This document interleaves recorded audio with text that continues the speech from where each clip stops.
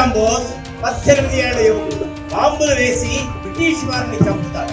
మీకు బాంబులు వేయడం నేర్పుతాను, మీరు బాంబులు వేయవచ్చు. ఆయనే అల్లూరి సీతారామరాజు.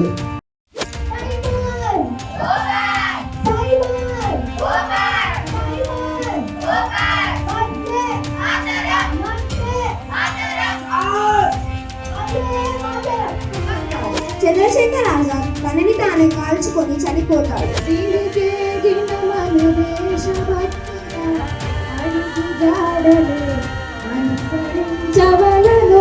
డాక్టర్ జీ గడ్డి కోస్తూ ఉంటారు, పోలీసులు వచ్చి అరెస్ట్ చేస్తారు. జడ్జి ముందు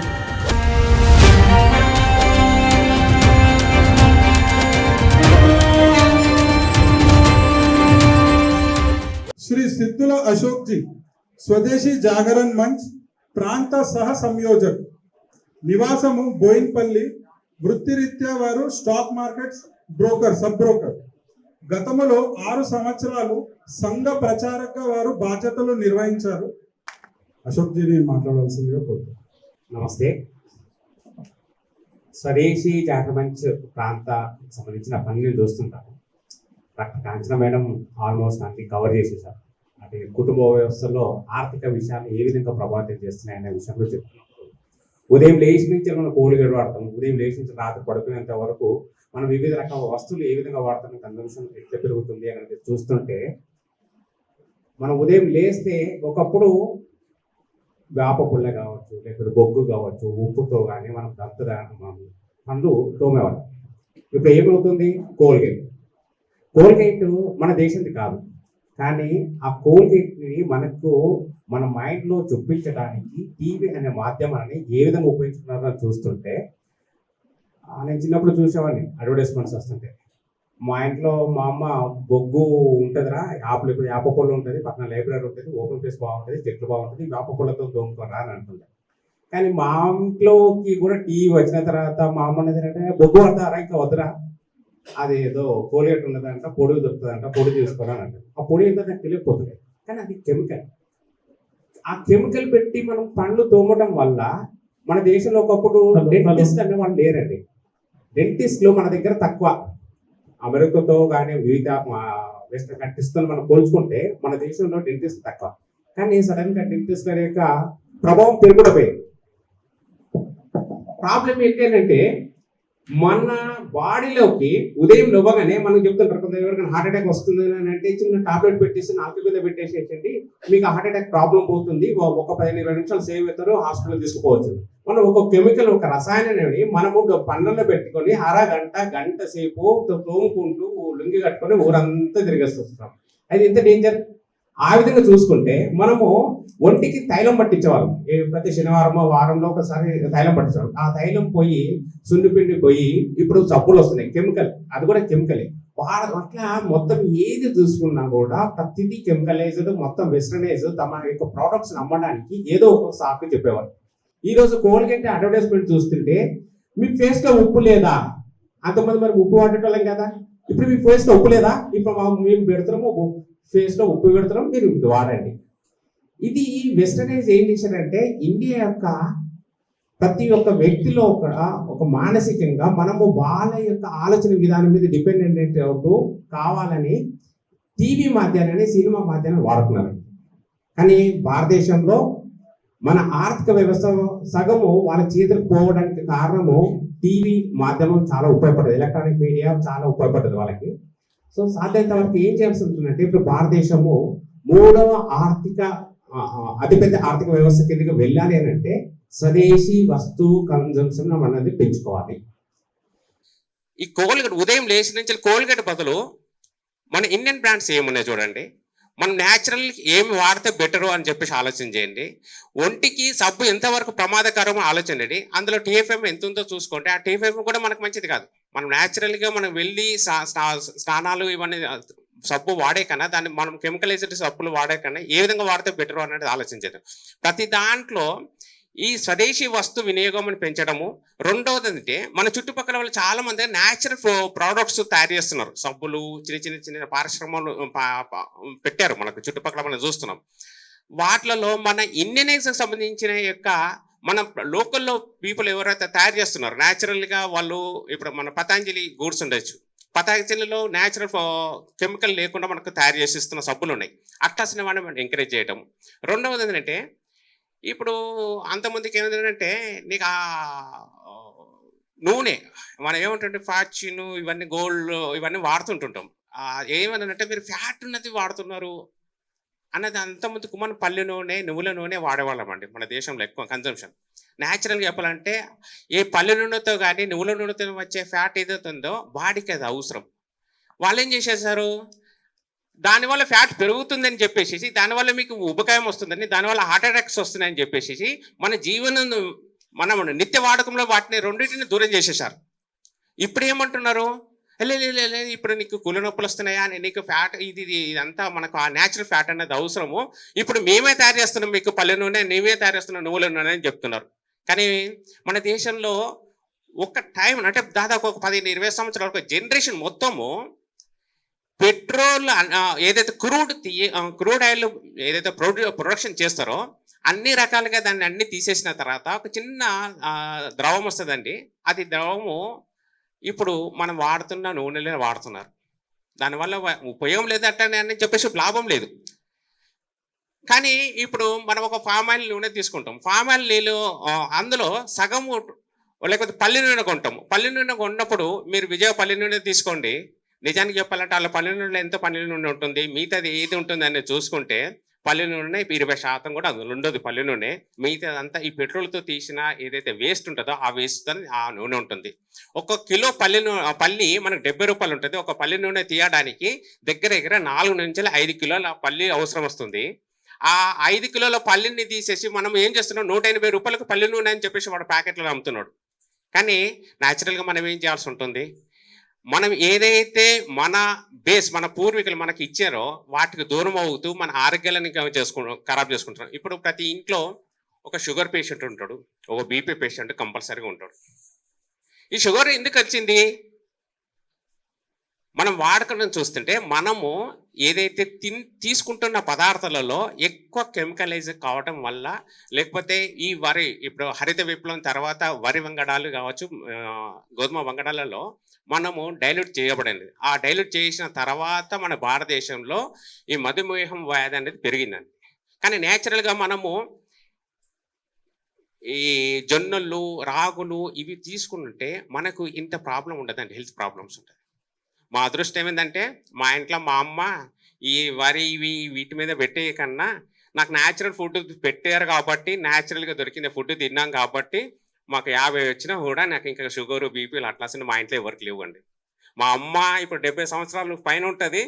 ఈ రోజుకి ఆయన ఒక 10 కిలోమీటర్లు నడుస్తుంది కానీ షుగర్ బీపీలు రాలేదు. బహుశా మా ఇంట్లో మా అమ్మకి ఈ టీవీ మహిమ తలగకపోవడం వల్ల మేము బతికిపోయినామా అనిపిస్తుంటుంది. ఈ విధంగా చూస్తే ప్రతి విషయంలో మన స్వదేశీ యొక్క ఆర్థిక విధానాన్ని అంటే ఆర్థికము ఏ విధంగా ఉన్నది అని అంటే మనం న్యాచురల్ ఫుడ్స్ మీద మనం బతికామండి. మనం న్యాచురల్గా మనం ఏ వస్తువులు అయితే తీసుకుంటామో వాటిని దెబ్బతీయడానికి, అంటే నేను పూర్తి ఆర్థిక విషయాలలో డెప్త్గా పోవట్లేదు, బట్ ఏంటంటే మన దేశాన్ని 3వ అతిపెద్ద ఆర్థిక వ్యవస్థ తయారు చేయాలంటే లోకల్ కన్జంప్షన్ అని పెంచాలి. ఆ లోకల్ కన్జంప్షన్ సంపాదించి ఈ ఫుడ్ విషయంలో కావచ్చు, లేకపోతే ఇప్పుడు టెక్నాలజీ, ఇప్పుడు రీసెంట్గా మనం చూస్తున్నాం ఇండియా మనము ఆపరేషన్ సింధూర్ తర్వాత అమెరికా ట్రంప్ మన మీద ఆంక్షలు పెట్టాడు. 50% ఉంటాడు, అతని నోటికి ఏ విధంగా వస్తే ఆ విధంగా మాట్లాడుతుంటాడు. ఎందుకు అతను మన మీద అంత డామినేట్ చేయగలిగాడు అని అంటే మనము టెక్నాలజీలో పూర్తిగా డిపెండెంట్ అమెరికా మీద.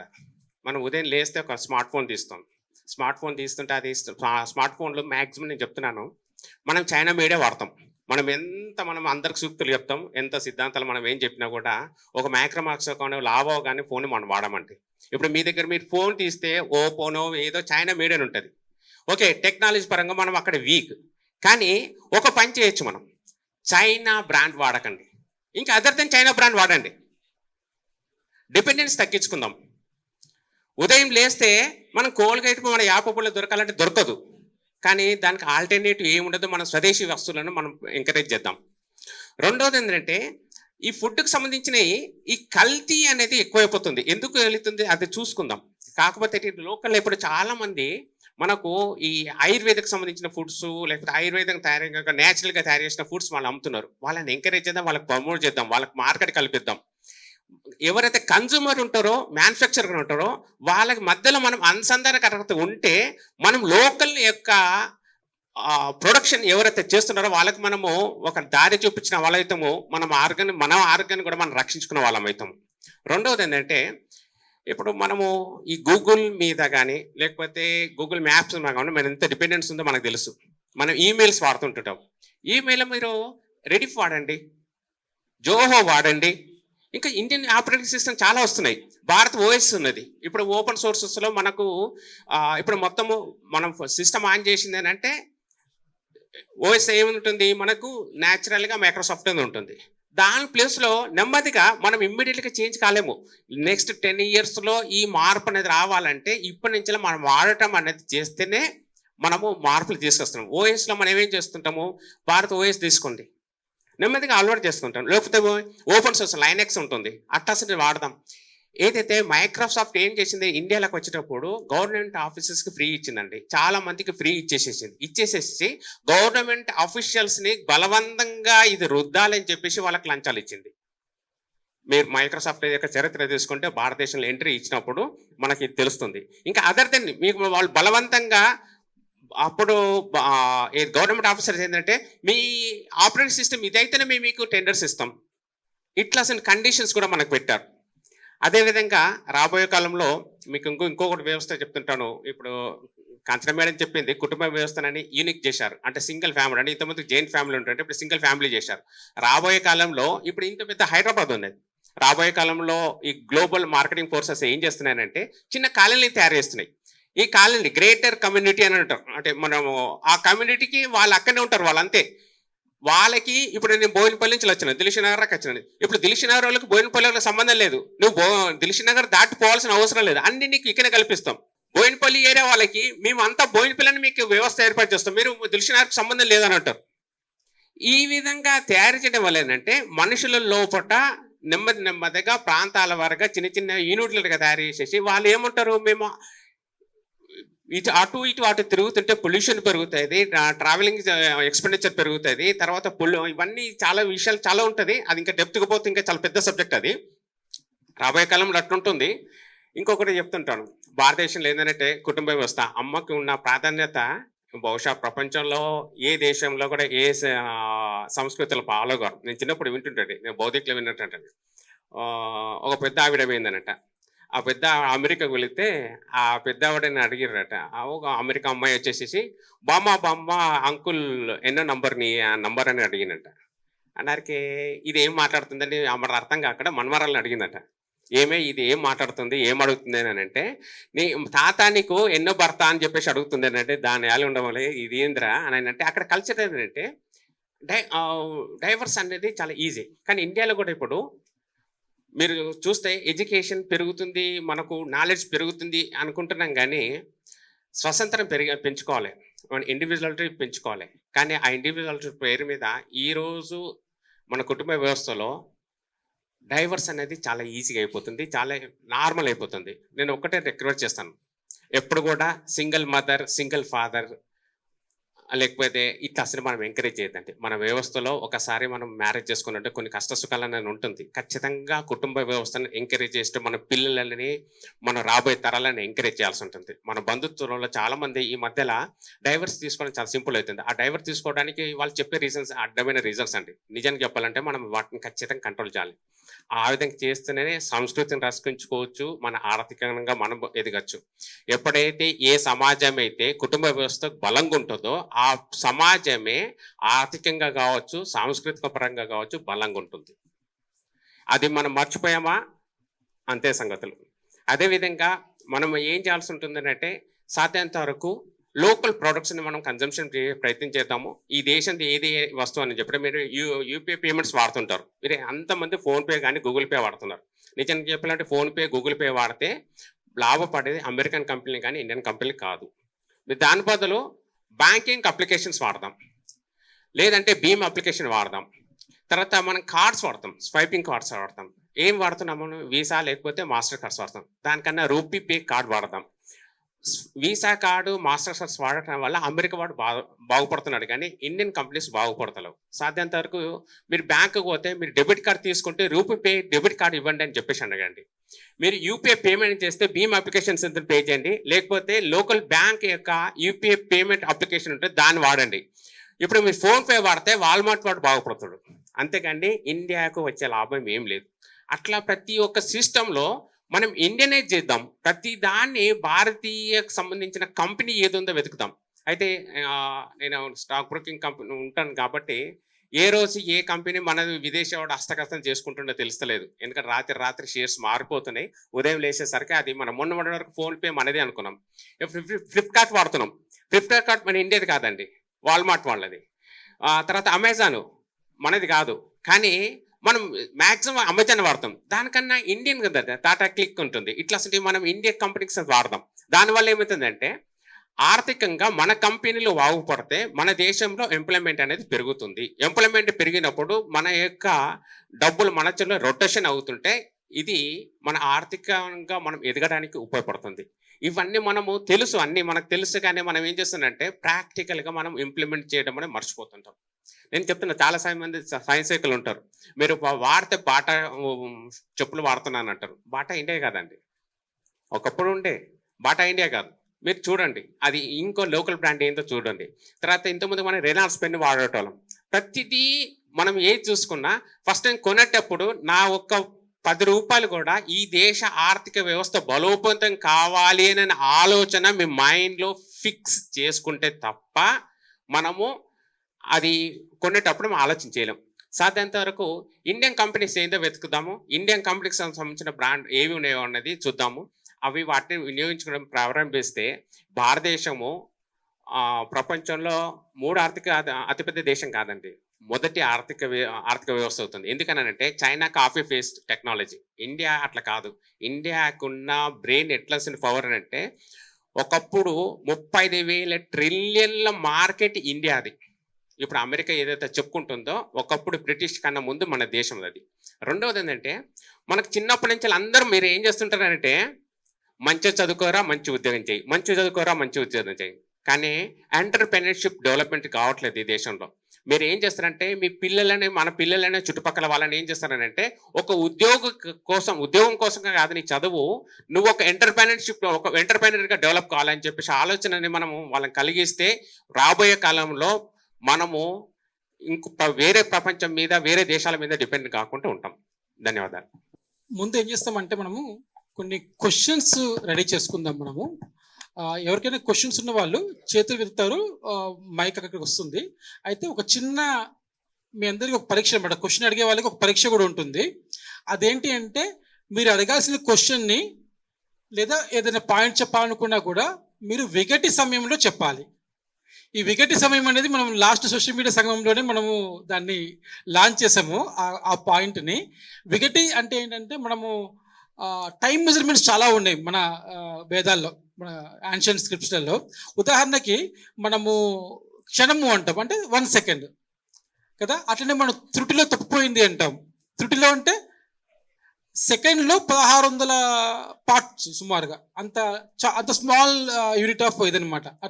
ఇట్లనే విగటి విగటి అని 2 ఉన్నాయి. గటి అంటే 23 నిమిషాలు, విగటి అంటే 23 సెకండ్లు.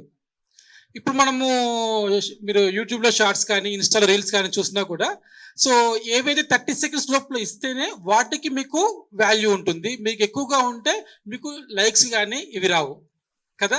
సో ఇది కరెంట్ జనరేషన్. సో దీని తగ్గట్టుగానే మనం కూడా చెప్పాలనుకున్నది చాలా తక్కువ సమయంలో చెప్పాలి. ఈ మధ్య మరి గ్రోక్లోకి వెళ్తే వీడియోస్ అయితే 6 సెకండ్స్లో క్రియేట్ చేస్తాడు మీరు ఒక యాడ్ ఇస్తే. కాబట్టి మీరు అంత తక్కువలో మనం చెప్పాలి. సో మీరు అంటే in the interest of time also మనము మీరు అడగాల్సిన క్వశ్చన్ని చాలా తక్కువ సమయంలో వికటి సమయంలో చెప్పాలని అడగాలని కోరుకుంటున్నాము. ఒక చిన్న పాయింట్ కూడా యాడ్ చేస్తాను. ఇందాక వారు చెప్పిన దేశీయ విత్తనాల గురించి వికటి సమయంలో కంప్లీట్ చేస్తాను. ఇది మాత్రం సోనా మసూరి మనం అందరం తింటాం కదా. సోనా మసూరి అనేది ఒక చైనీస్ బ్రాండ్, చైనా ల్యాబ్లో తయారైన విత్తనము. దాన్ని మనకి భారత్కి ఒంగోలులో బాపట్లలో ఒక ల్యాబ్ ద్వారా మనకు అందించారు దాన్ని. సో దాన్ని బట్టి అర్థం చేసుకోవచ్చు స్ట్రాటజీ ఎలా ఉంది వాళ్ళది. ఎన్ని సంవత్సరాల క్రితం సోనా మసూరి వచ్చింది? దాదాపు 35 ఏళ్ళు 45 ఏళ్ళు అయి ఉండొచ్చు. అది వాళ్ళ స్ట్రాటజీ. సో అట్లాంటివి మనం గుర్తుపెట్టుకుందాము. ఇప్పుడు క్వశ్చన్స్కి వెళ్దామండి. సో క్వశ్చన్స్ అడగాలి. ఒక మైకు అక్కడికి వెళ్తే అక్కడ ఉంది మైకు. క్వశ్చన్ చేతిలో ఎత్తేసి అడగండి. వికెట్ సమయంలో అడగండి దయచేసి.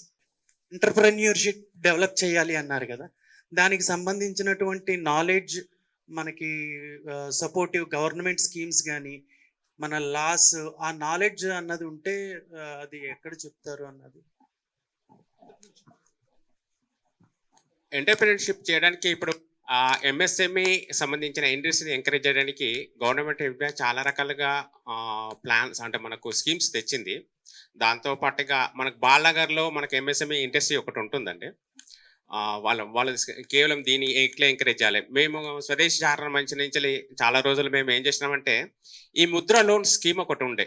చిన్న చిన్న వ్యాపారులకి అది 50,000 నుంచి 5 లక్షల వరకు లోన్స్ ఏ విధంగా ఇవ్వాలి, వాళ్ళని ఏ విధంగా వాళ్ళకి అంటే వాళ్ళ బ్యాంకర్స్ రిక్వైర్మెంట్ ఏముంటుంది, మన రిక్వైర్మెంట్స్ మన దగ్గర ఏముంటుంది, ఈ విషయాలు వాళ్ళకి సరిగ్గా తెలియకుండా చాలామంది ముద్ర లోన్స్కి వెళ్తే రిజిస్ట్రేషన్ అయ్యేది. సో లాస్ట్ ఒక 3-4 ఇయర్స్ మేము ఏం చేసినంటే స్వావలంబన భారత అభియాన్ అంటే సంఘ యొక్క వివిధ క్షేత్రాలు ఆర్థిక సమూహాలను కలుపుకొని స్వదేశీ చారణ నుంచి లీడ్ చేసింది. స్వావలంబన భారత అభియాన్ పేరు మీద మనం ఏం చేసినంటే స్వయం ఉపాధిని పెంచడానికి ఏం చేసినంటే ఈ చిన్న చిన్న అరటి బండ్లు లేకపోతే చిన్న చిన్న ఇడ్లీ బండి ఇట్లా అసలు వాళ్ళకి ఏం చేసినట్టు లోన్స్ ఇప్పించాం. చిన్న చిన్న కిరాణా షాపులు పెట్టుకున్న వాళ్ళకి, మహిళలకి ముఖ్యంగా వాళ్ళు పెట్టుకొని లేకపోతే ఎంబ్రాయిడరీ లేకపోతే టైలరింగ్ చేసే వాళ్ళకి ఆ గ్యాప్స్లో వాళ్ళకి ఏమున్నాయి వాళ్ళకి ఏం లేవు, ఆ గ్యాప్స్ అన్ని ఏ విధంగా చేస్తే మనం ఫిల్ చేసుకోవచ్చు. అంటే బ్యాంకర్ ఏమేమి ఆలోచన చేస్తున్నాడు, సిబిల్ రికార్డ్స్ ఇవన్నీ చూస్తుంటారు. ఇట్లా అన్నీ ఒకటి చేసినాము. రెండోది ఏంటంటే లాస్ట్ మేము ఒక 5 ఇయర్స్ నుంచి ఇంజనీరింగ్ కాలేజ్లోకి వెళ్ళి ఎంటర్ప్రెన్యూర్షిప్ డెవలప్మెంట్ అంటే ఏం చేయాల్సి ఉంటుంది అంటే పిల్లోడికి వాడు ఇంజనీరింగ్ చేస్తున్నాడు, వాడు ఎంతసేపు వాడి మైండ్ సెట్ ఎట్లుంటుందంటే నేను ఎంప్లాయీ కావాలని అనుకుంటాడు, కానీ ఎంప్లాయర్ ఏ విధంగా కావచ్చు అనే దాని మీద మనం ఏం చేశానంటే నీ దగ్గర కూడా ప్రోడక్ట్ ఉంది, నీ దగ్గర అని ఆలోచనలో ఒక ప్రోడక్ట్ ఉంది, ఆ ప్రోడక్ట్కి మనం మన డిపిఆర్ తయారు చేస్తాం, డీటెయిల్ ప్రాజెక్ట్ రిపోర్ట్ తయారు చేసుకోవాలి. దానికి సంబంధించి మీకు ఎవరికన్నా ప్రాబ్లమ్స్ ఉన్నా మీరు అంటే ఎట్లా ముందుకు వెళ్ళాలని అంటే స్వదేశీ చారణ మధ్యలో చాలామంది సిఏలు సిఎస్లు ఉంటారు. మీకు ఆ విధంగా ఆ డిపిఆర్ తీసుకొని యొక్క ఇండస్ట్రీస్కి వెళ్తే మనకు లోన్స్ ఏ విధంగా ఇస్తారు, బ్యాంక్స్ ఎట్లా లోన్స్ ఇస్తుంది, దానికి రిక్వైర్మెంట్ ఏంటి అని అనేది మేము చెప్పగలుగుతాము. అంటే ఇక్కడున్న డెప్త్గా ఉంటుందండి, అంశం చాలా పెద్ద డెప్త్. ఎవరైనా కావాలంటే మేము ఆ విధంగా హెల్ప్ చేయగలుగుతాం స్వదేశీ చారణ మంచి నుంచి. జస్ట్ యాడ్ ఏ పాయింట్ అండి, డిపిఆర్ ఇందాక వారు చెప్పారు కదా, డీటెయిల్ ప్రాజెక్ట్ రిపోర్ట్ ఇట్లాంటివి వీటికి మనం ఏని కూడా వాడుకోవచ్చు. ఏ ద్వారా ఇట్లాంటివి చాలా చేయొచ్చు. మనం లంచ్ తర్వాత బ్రేక్అవుట్ సెషన్స్లో కూడా కొన్ని ఏ ఇంట్రెస్ట్ ఉన్న వాళ్ళు ఆ సెషన్లో వెళ్ళొచ్చు. సార్ మీరు ఫారెన్ వస్తువులు ఆపేసి ఇండియన్ వస్తువులు అంటే అది టెక్నాలజీ పరంగా కావచ్చు, లేదు అంటే మన నిత్యావసర సరుకులైనా కావచ్చు, వాటిని ఎక్కువ యూజ్ చేయాలని చెప్పారు. కానీ ఫారెన్ వస్తువులన్నీ అక్కడ మాస్ ప్రొడక్షన్ అయ్యి అక్కడి నుంచి ఇక్కడికి వచ్చేసరికి అది అక్కడ 5 రూపాయలతో తయారైనా సరే ఇక్కడికి 20 రూపాయలకి వచ్చింది, అయినా అదే ఇంకా తక్కువ ధర ఉంటుంది వీటితో పోల్చుకుంటే. అంటే మన ఇండియాలో మనం స్వస్థాలతో మన లోకల్గా తయారు చేసుకునే వాటితో పోలిస్తే same example oil, cold plus oil sunflower oil 500 rupees ఉంటుంది. బట్ ఫారెన్ నుంచి వచ్చిన రిఫైన్డ్ ఆయిల్ హెక్సేన్ కలిపిన రిఫైన్డ్ ఆయిల్ 150కే దొరుకుతుంది. బట్ వాటిని ఎలా అంటే ఆఫ్కోర్స్ కాస్ట్ ఎక్కువే, కానీ జనాలకి ఎలాగా మోటివేట్ చేయాలి, కాస్ట్ ఎక్కువైనా సరే ఇది మంచిది అని ఎలా అంటే మనం డీల్ చేసినప్పుడు జనాలకి ఎలాగా మోటివేట్ చేయాలి అనేది. న్యాచురల్గా మన దేశంలో బొమ్మల పరిశ్రమ ఒకప్పుడు చాలా ఫేమస్ అండి. చైనా మనకు మన్మోహన్ సింగ్ గవర్నమెంట్లో వచ్చిన తర్వాత చైనా యొక్క బొమ్మలు ఇండియాలో చాలా భయంకరంగా వచ్చినాయి. మీకు ఏ గల్లీకైనా 10 రూపాయలకు ఒకటి, 5 రూపాయలకు ఒక బొమ్మ వచ్చింది. ఎప్పుడైతే ఇండియాలో బొమ్మల పరిశ్రమ మొత్తం కొలాప్స్ అయిన తర్వాత మీ ఒక్క చైనా బొమ్మ ఒక వాళ్ళ టాయ్ కానీ మీకు 100-250 రూపాయలకు తక్కువ లేదండి. మీరు ఆ స్ట్రాటజీ, ఇది బిజినెస్ స్ట్రాటజీ. ప్రపంచం మీకు కోకోకోలా, ఇప్పుడు మన దగ్గర థమ్స్అప్ ఉండే, మీరు మనకు లైవ్ ఎగ్జాంపుల్ మన అందరం థమ్స్అప్ అనే బ్రాండ్ అంటే చాలామంది ఇష్టపడుతుంటారు. థమ్స్అప్ ఇండియన్ బ్రాండ్ ఒకప్పుడు, కానీ ఇండియన్ బ్రాండ్ అని థమ్స్అప్ని బ్రేక్ చేయాలని అంటే కోకోకోలా, పెప్సీ 5 రూపీస్కి వచ్చింది మార్కెట్లోకి. కానీ థమ్స్అప్ అప్పుడు 20 రూపాయలు ఉంటుండే, 15 రూపాయలు 20 రూపాయలు ఉంటుండే. దానికన్నా తక్కువ రేట్లో పెప్సీ కోకోకోలా ఇచ్చారు. కానీ ఇండియన్స్ థమ్స్అప్ టేస్ట్కి అలవాటు పడ్డ వాళ్ళు అంత ఈజీగా దాన్ని కన్వర్ట్ కాలే, కానీ లేటర్గా దాన్ని యాక్వేషన్ చేశారు. అంటే వాళ్ళు మార్కెట్లో మనకు తక్కువ వస్తున్నారు అని అంటే అది మార్కెటింగ్ స్ట్రాటజీ అండి. వాళ్ళు ఏం చేస్తారంటే కొద్ది రోజులు మనకు ఉచితంగా ఇస్తారు. ఒకప్పుడు బ్రిటిష్ వాడు మనకు చాయ్ అలవాటు చేయడానికి ట్యాంకులలో నింపి బస్తీలలో పొంటి ఫ్రీగా సప్లై చేసేవాడు. మనకు చాయ్ అనేది అలవాటు లేదండి మన దేశంలో. అట్లా అలవాటు చేసిన తర్వాత ఇప్పుడు చాయ్ అనేది మనం ఎంత అడిక్ట్ అయిపోయినామంటే అది లేనిది మనం ఉదయం లేవం. ఆ విధంగా అది బిజినెస్ స్ట్రాటజీ. మనం చెప్పాల్సింది ఏంటంటే వాస్తవమే, అంటే ఇప్పుడు మనకు లోకల్లో దొరికే మ్యానుఫ్యాక్చరింగ్ చేసే లోకల్ పీపుల్ మ్యానుఫ్యాక్చర్ చేసే సబ్బుల యొక్క రేట్ ఎక్కువ కంపేర్ టు మన 10 రూపాయలకి మనకు లైఫాయ్ సబ్బు వస్తుంది, లేకపోతే సింతాల్ సబ్బు వస్తుంటుంది. కానీ దానివల్ల ఉన్న కెమికల్ అనేది ఏదైతే ఉంటుందో అది మన శరీరానికి ఏ విధంగా హాని చేస్తుందో చెప్పాలి. రెండవది మన లోకల్ అది వాడితే ఆరోగ్యపరంగా ఉపయోగం ఉంటుందో తెలపాలి. రెండోది ఎంప్లాయ్మెంట్ క్రియేషన్ చేస్తుంది, దానివల్ల ఎంప్లాయ్మెంట్ నష్టపోతున్నాము అని చెప్పేసి ఒకటి చెప్పాల్సి ఉంటుంది. ఇప్పుడు మీరు మొబైల్ ఫోన్స్ చాలా మంది వాడుతున్నాం కదా. ఇప్పుడు ఆపో కావచ్చు, ఆ చైనా మొబైల్స్ అన్ని ఇండియాకి తీసుకొచ్చి అసెంబ్లీ చేస్తున్నారు. ఇప్పుడు వాళ్ళు ఏం చెప్తున్నారు అంటే మేడ్ ఇన్ ఇండియా అని బ్రాండ్ ఉంటుంది. నిజానికి చెప్పాలంటే మొబైల్ ఫోన్ ఏది ఇండియాలో తయారు కావటం లేదు, ఓన్లీ ఇక్కడికి వచ్చి అసెంబ్లీ చేసి దానికి మేడ్ ఇన్ ఇండియా అని చెప్తున్నారు. సో సాధ్యంత వరకు ఏం చేస్తామని అంటే సాధ్యంత వరకు చైనా బ్రాండ్ మనం అవాయిడ్ చేస్తాం ఫస్ట్. రెండోది మన అమెరికన్ బ్రాండ్స్ కూడా అవాయిడ్ చేయాల్సి ఉంటుంది. కొద్దిగా కాస్ట్లీ అవుతుందండి, అది తప్పదు. మన దేశ ఆర్థిక వ్యవస్థ మన చేతిలో ఉండాలంటే కొన్ని సమయాలలో మన జేబు ఖర్చు ఎక్కువనే పెరుగుతుండొచ్చు. సాధ్యంత వరకు వాటిని అవాయిడ్ చేద్దాం. ఇంకొకటి ఏంటంటే రాబోయే కాలంలో అమెరికా ఇప్పుడు మనకు ట్రేడ్ అగ్రిమెంట్స్ అవుతున్నాయి. మీరు చాలామంది చెప్తారు మన దేశ వ్యవసాయ రైతులకి ప్రాబ్లము ఇదంతా చెప్తుంటారు. వాస్తవంగా చెప్పాలంటే ప్రభుత్వాల తరపున మనం చూస్తుంటే ప్రభుత్వాలకు కొన్ని లిమిటేషన్స్ ఉంటాయి. ఆ ప్రభుత్వాలు ఆ లిమిటేషన్ క్రాస్ చేసి ఆ ఒప్పందాలను క్రాస్ చేసి వాళ్ళు మాట్లాడడానికి ఉండదు. కానీ మనకు ఆ లిమిటేషన్స్ మనకు ఆ కండిషన్స్ ఉండవు. సాధారణ వరకు ఏం చేయాలంటే అమెరికా డంప్ చేసినా మనము క్లియర్గా చెప్పాల్సి ఉంటుంది. వాంది జీనం కోడ్ చేంజ్ అంటే హైబ్రిడ్ తింటే పిల్లలు పుట్టరు. మీరు బాగా గుర్తుపెట్టుకోండి. కొన్ని రకాల పదార్థాలు అంటే మన కొన్ని వాళ్ళు తీసుకొస్తున్న వ్యవసాయాధారిత ప్రోడక్ట్లు తీసుకొస్తే అది ఎక్కువ కన్జంప్షన్ చేయడం వల్ల ఏమంటారంటే పురుషులకి వాళ్ళకు కొన్ని రకాలైన ప్రాబ్లమ్స్ స్టార్ట్ అవుతాయి. అంటే వాళ్ళకి సంతానోత్పత్తి అనే దాని మీద బాగా ఎఫెక్ట్ పడుతుంది. ఇట్లాంటి ఫ్యాక్ట్స్ మనము జనాల ఇప్పుడు అంటే క్లియర్ చెప్పటం వల్ల వాళ్ళకి అర్థం చేయగలగడం వల్ల మన దేశ యొక్క ప్రోడక్ట్స్ వాడటం అనేది ఈజీ అవుతుంది. కొన్ని ఉంటాయండి మీరు అన్నట్టు రేట్లో వేరియేషన్ ఉంటుంది, కానీ మనకు జేబు ఖర్చు అయినా కూడా మనం బేర్ చేస్తుంటే వాడు ఆటోమేటిక్గా వాడు భరించలేకుండా వాడు పక్క జరిగిపోవడమో మన దేశాన్ని అది చేస్తుంటారు. మీరు ఇప్పుడు చెప్పినట్టు ఒకప్పుడు భారతదేశం 1970లో లాల్ బహదూర్ శాస్త్రి గారు ఉన్నప్పుడు మన దేశంలో ఆహార కొరత బాగా వచ్చింది. లాల్ బహదూర్ శాస్త్రి లాంటి పెద్దవాళ్ళు మన దేశంలో ఏం చెప్పారంటే ప్రతి ఒక్కరు ఒక పూట తినండి, ఇంకొక పూట ఉపవాసం ఉండండి అని చెప్పేశారు. ఎందుకంటే మిగతా వాళ్ళకి అందరికీ ఫుడ్ సప్లై అవుతుందండి. ఆ టైంలో మన వీక్నెస్ని ఆధారం చేసుకొని మన దగ్గరికి హైబ్రిడ్ వరి కావచ్చు లేకపోతే గోధుమ కాను రావటం జరిగింది. ఆ తర్వాత మన దేశంలో షుగర్ పేషెంట్స్ ఎక్కువైపోయారు, ఆ తర్వాత బీపీ పేషెంట్స్ ఎక్కువైపోయారు, ఆ తర్వాత క్యాన్సర్ పేషెంట్స్ ఎక్కువైపోయారు. మనం ఏంటంటే మన న్యాచురల్ ఫుడ్కి మనం దూరం అయిన తర్వాత ఇవన్నీ స్టార్ట్ అయినాయండి. తర్వాత జంక్ ఫుడ్ వాడటం వల్ల ఏం ప్రాబ్లం కూడా మనం చెప్తుండాలి, అవేర్నెస్ క్రియేట్ చేస్తుంటాయి. దానివల్ల ఉబకాయం కావచ్చు లేకపోతే చాలా రకాలైన సైడ్ ఎఫెక్ట్స్ ఉంటాయి. ఇట్లాంటివి కూడా మనం చెప్పాల్సి ఉంటుంది.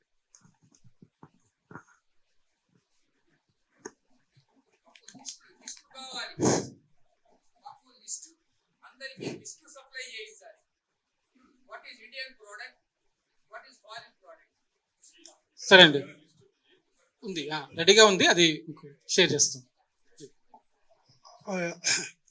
నేను ఇప్పుడు ఇది కొనసాగింపుగా చిన్న విషయం చెప్తున్నా. నేను ఎడిబుల్ ఆయిల్ కంపెనీకి సంబంధించి ఒక ఫ్యాక్టరీకి జనరల్ మేనేజర్గా ఉన్నా. ఇప్పుడు ఏదైతే మనం వాడుతున్నామో నిత్యావసర ఆయిల్స్ ఏదైతే వాడుతున్నారో దీనికి సంబంధించి క్లారిటీ కూడా ఇవ్వదలుచుకున్నా. ఏంటంటే 30 సంవత్సరాలుగా ఉన్నాను కాబట్టి బిజినెస్ సంబంధించిన కొన్ని సీక్రెట్స్ మేము చెప్పలేము. చెప్తున్నాను అది కూడా, అంటే కొంతవరకు నేను చెప్పగలను. ఇక్కడ వరకు క్రూడ్ ఆయిల్ వచ్చేంత వరకు ఫుడ్ గ్రేడ్ ఎగ్జిన్ ద్వారా మాత్రమే ఈ యొక్క సన్ఫ్లవర్ కానీ సోయా కానీ రైస్ బ్రాన్ కానీ ఇవి తీస్తారు. క్రూడ్ ఆయిల్ వరకు మనకి ఒక విధంగా చెప్పాలంటే 80% ప్యూర్ వస్తుంది క్రూడ్ ఆయిల్ వరకు. ఇక్కడి నుంచి మనకు హైదరాబాద్ వచ్చి రిఫైండ్ అవుతాయి. ఇక్కడ అవుతాయి, మహారాష్ట్ర, కర్ణాటక ట్యాంకర్లు వెళ్తూ ఉంటాయి. అక్కడికి వచ్చేటప్పటికి వీళ్ళకి మనకు అనుకున్న రేటుకు ఫ్యూర్కి రూపాయి తక్కువ ఇవ్వలేరండి. ఇందాక చెప్పినట్టు ఫ్యూర్ అంటే 300 రూపీస్ 400 రూపీస్ అయితేనే ఎడిబుల్ ఆయిల్ ఇవ్వగలరు. మీకు 150కి 160కి ఇస్తున్నారంటే దాంట్లో ఫామ్ ఆలివ్ ఇంకా తక్కువ ఆయిల్స్ దొరుకుతాయి. అది కాకుండా మనకి ఇక్కడంతా ఒక మరక దేశం పక్కన ఉంది. వీళ్ళు రకరకాల ఆయిల్స్ దాంట్లో మిక్స్ చేస్తారు.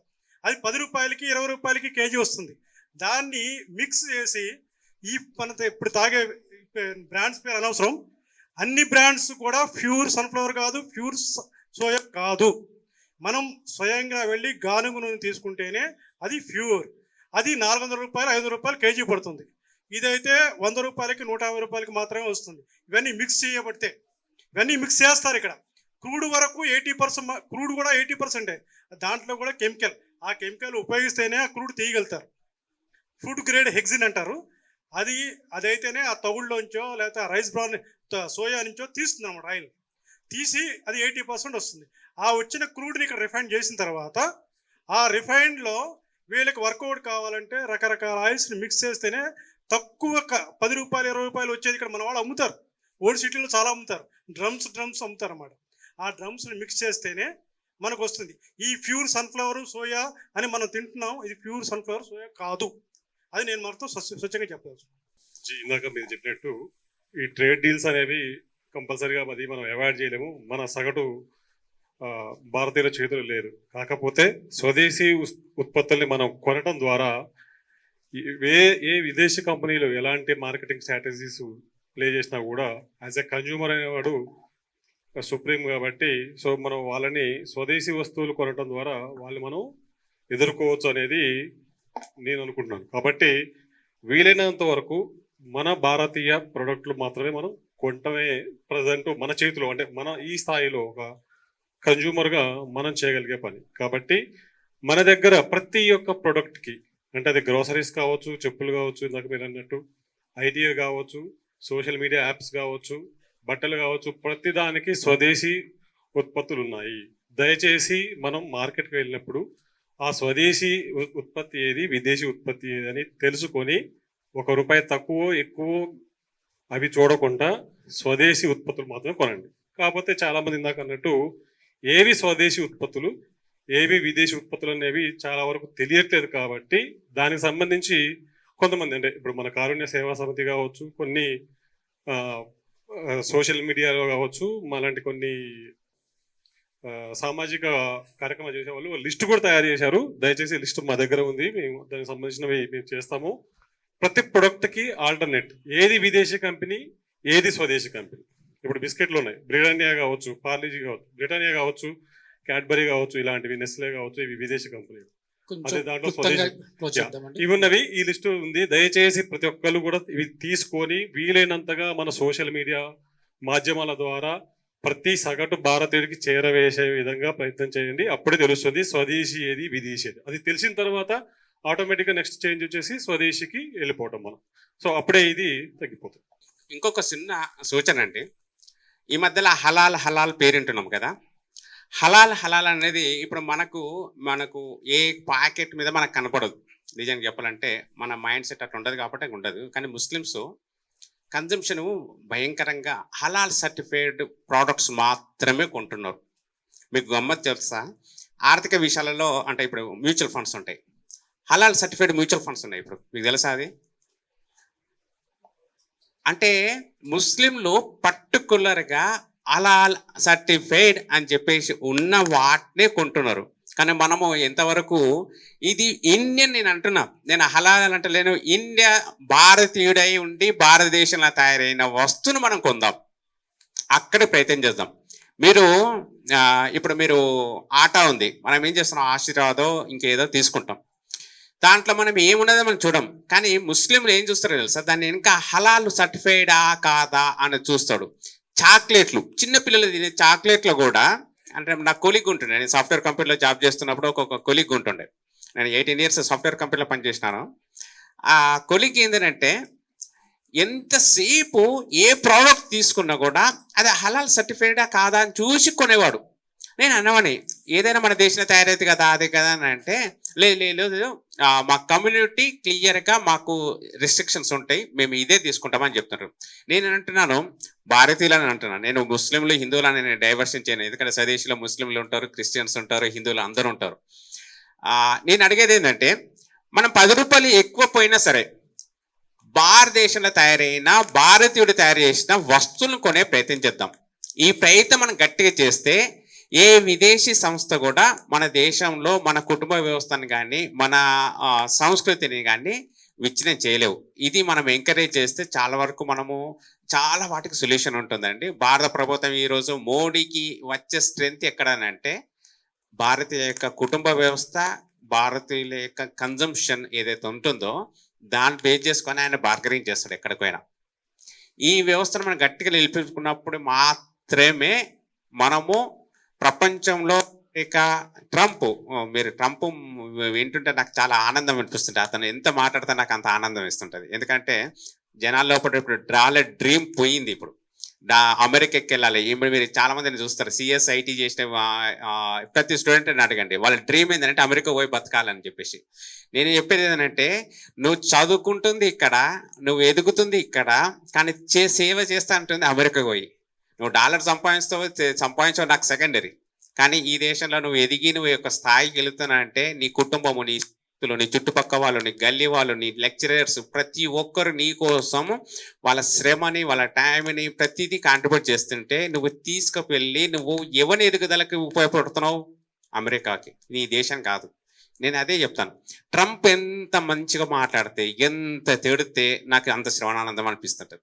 ఎందుకనంటే మనం తిడుతుంటే మనకు బుద్ధి రాదండి. వాడు తిడుతుంటే వాడు ఊస్తుంటే మన వాళ్ళకి బుద్ధి వస్తుంటుంది. ఇప్పుడు వాడు చేస్తుంది అదే.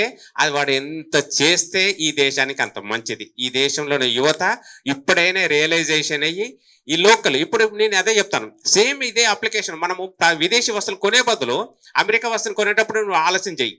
ట్రంప్ ఏమన్నాడు, ఏ విధంగా తిట్టాడు, నువ్వు ఎందుకు విదేశీ వస్తువు కొనాలనుకుంటావు, అమెరికా వస్తువు ఎందుకు కొనాలనుకుంటుంటావు? నువ్వు ఒక చైనా ఫోన్ కొనుక్కోనాలన్నప్పుడు గాల్వాన్లో కావచ్చు, నీకు ఒక మేజర్ సంతోష్ చనిపోయాడనంటే ఎందుకు చనిపోయాడు? నీవు ఇచ్చే ఆదాయం వల్ల వాడు పాకిస్తాన్ టెర్రరిస్టులకు ఆయుధాలు మందుగుండు సప్లై చేస్తున్నాడు. నువ్వు అప్పుడు తిరిగి మళ్ళీ వానికే ఇస్తున్నావు. ఈ విషయం మనం గుర్తు చేద్దాం. ఆపరేషన్ సింధూర్లో పాకిస్తాన్ మన మీద వాడిందంతా చైనాకు సంబంధించిన మెటీరియలే. మళ్ళీ మనము చైనాకు సంబంధించిన ఫోన్స్ కానీ, చైనాకు సంబంధించిన ల్యాప్టాప్స్ కానీ, చైనాకు సంబంధించిన కంప్యూటర్స్ ఎందుకు వాడాలి? వియత్నాం ఉన్నది పక్కన, ఆ దేశంలో మ్యానుఫ్యాక్చర్ అవుతూనే ఉన్నది. చైనా కాకుండా ఇంకేదైనా బ్రాండ్ తీసుకుందాం. ఇప్పుడు నేను ఒక నోకియా ఫోన్ తీసుకున్నానండి. నేను ఏం చెప్పాలంటే నా రిక్వైర్మెంట్కి నోకియా ఫోన్ వాడద్దు, నేను ఓపో కానీ లేకపోతే ఇంకేదైనా తీసుకోవాలి. కానీ నా మనసు ఒప్పుకోదు. నేను ఎంత ప్రయత్నం చేసినా కూడా మా ఇంట్లో మా అబ్బాయి అంటాడు, సూపర్ ఫోన్లో నాన్న నువ్వు మీటింగ్స్ పోతుంటాయి కదా, ఫండ్ మేనేజర్స్ నీకు క్లాసులు తీసుకుంటుంటారు కదా, వాళ్ళ వీడియోస్ తీసుకోవచ్చు కదా అంటే వాళ్ళ వీడియోస్ నేను అడుక్కుంటా వాళ్ళ దగ్గరికి వెళ్ళి, నాకు మీ ఇచ్చిన పీపీటీ నాకు ఇవ్వండి అని అడుగుతాను. కానీ నా ఫోన్లో నేను చైనా ఫోన్ వాడి నేను తీసుకోను. ఇది నా బండ గుర్తు. ఈ ప్రతి దాంట్లో ఇంట్లో 2 డ్యూయల్ ఆపరేటింగ్ సిస్టమ్స్ ఉంటాయి. నేను లైనెక్స్ ఎక్కువ వాడుతుంటుంటాను. ఎప్పుడు నుంచి విండోస్ ఆపరేటింగ్ సిస్టమ్ తగ్గించామనంటే American president Trump second term వచ్చిన తర్వాత ఆయన మాట్లాడిన తీరు అయిన తర్వాత నాకు మెంటల్గా ఒకటి డిసైడ్ అయింది. నేను ఒక సాఫ్ట్వేర్ సెక్టర్స్లో పనిచేసినామని, నేను డ్యూయల్ ఆపరేటింగ్ సిస్టమ్ ఎందుకు వాడద్దు, నేను ఇండియన్ అంటే అమెరికన్ డిపెండెన్స్ ఎందుకు అలని నేను రెడీ మార్చాను, నా మెయిల్ ఐడీస్ మార్చాను. నేను చాలా మందికి వెళ్తున్నా. ఆర్టీ నేను చాలా ఎంకరేజ్ చేసాం. మీటింగ్స్ నేను ఇంతకుముందుకు VPN ఇట్లా అన్నీ వాడాను. ఇప్పుడు అవన్నీ తీసేసాం.